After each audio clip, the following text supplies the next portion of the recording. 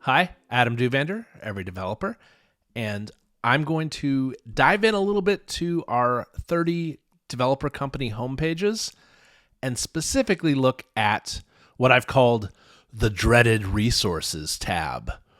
And now in our research, we looked at 30 dev-focused companies and found that over half of them have resources in the global navigation.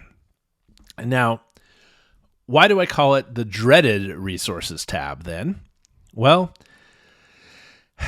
you know that junk drawer in your kitchen or in your office, or maybe you have multiple? Google Images knows what I'm talking about. This is the place where everything just sort of gets added in. And that's kind of how I see the resources tab.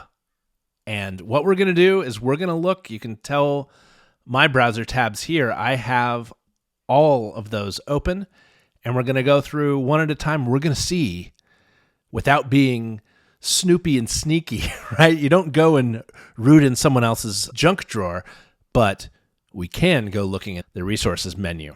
Let's check it out.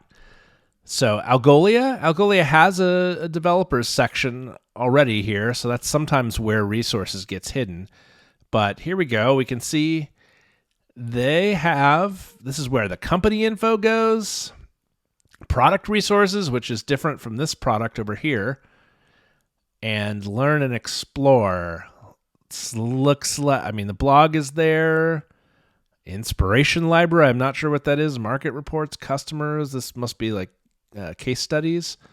And then they have they have a drawer, a resources drawer within a junk drawer within a junk drawer here, with another thing that's resources.algolia.com. And this looks like, a place you can find a bunch of other content and things. Like, honestly, this seems like something that might be useful internally at Algolia, looking for, don't we have an ebook on site search? Right? Like using it that way as opposed to customers using it. And you'll see as we go through these that they're not the only ones that have this sort of page and this sort of content. I know it's popular amongst marketers, but when you look at it from the developer user standpoint, it's kind of, what would I actually use this for? And similarly, so who's going to click resources? And then once they do they even know what some of these things are? Right? Like, I'm skeptical.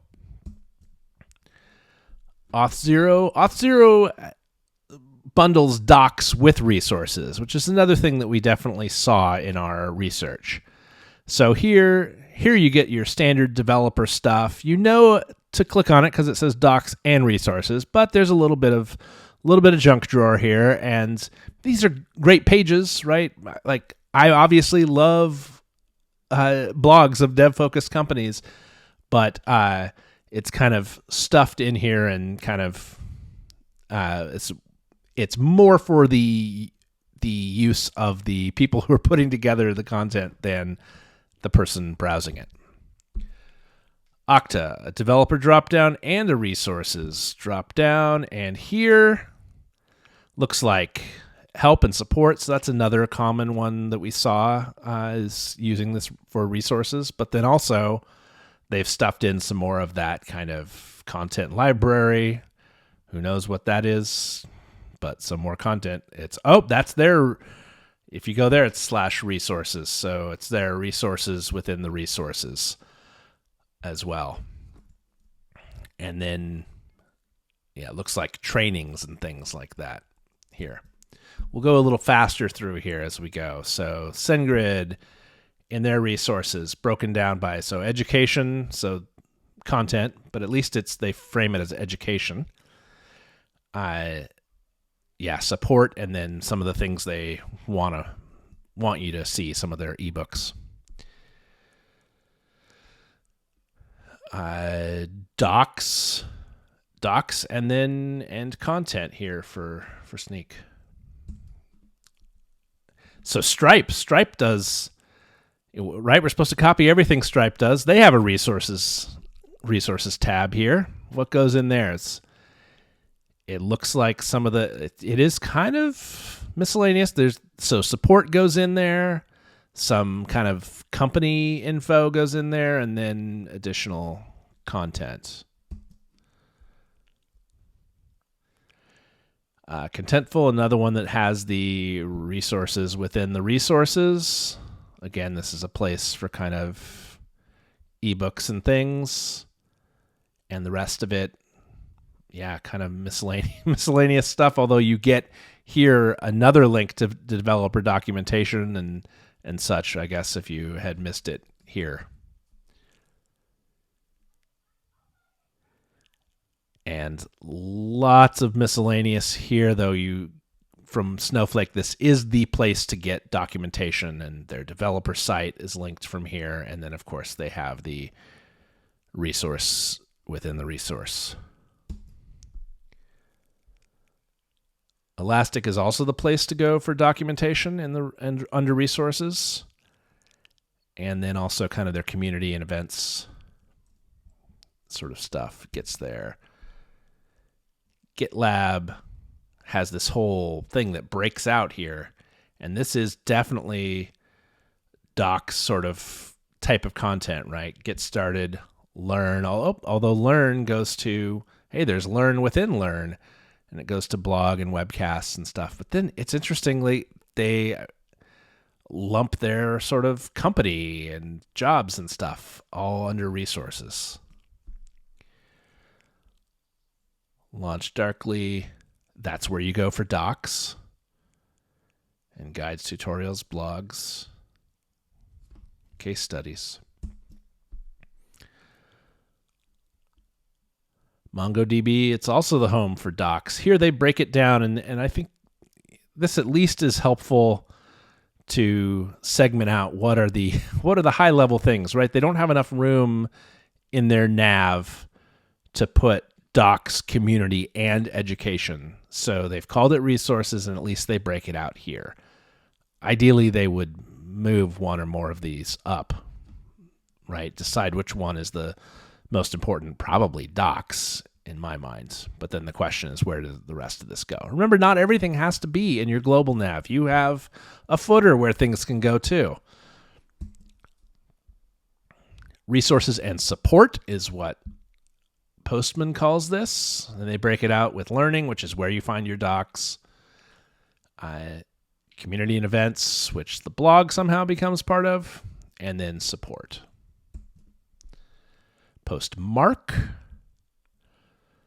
So yeah, this is the place for the API docs, and that's clearly important. It's their secondary call to action here, yet docs or dev doesn't make the top global nav here at all, but it does come up under resources along with some other sort of content type of stuff. And Sanity, this is where you find your docs, and this feels like this is more docs, at least with the build and share, though. Okay, plugins and showcase, I see. So this is less docs-ish. And maybe these is it part of the exchange? Nope, these are not. I thought these might be sections here. They call out the blog there with a big post there. All right, just a couple more. Docs and resources again. So good, you find your docs here. And then lastly, Vonage. Vonage actually makes you click on this, and it's not a menu. It is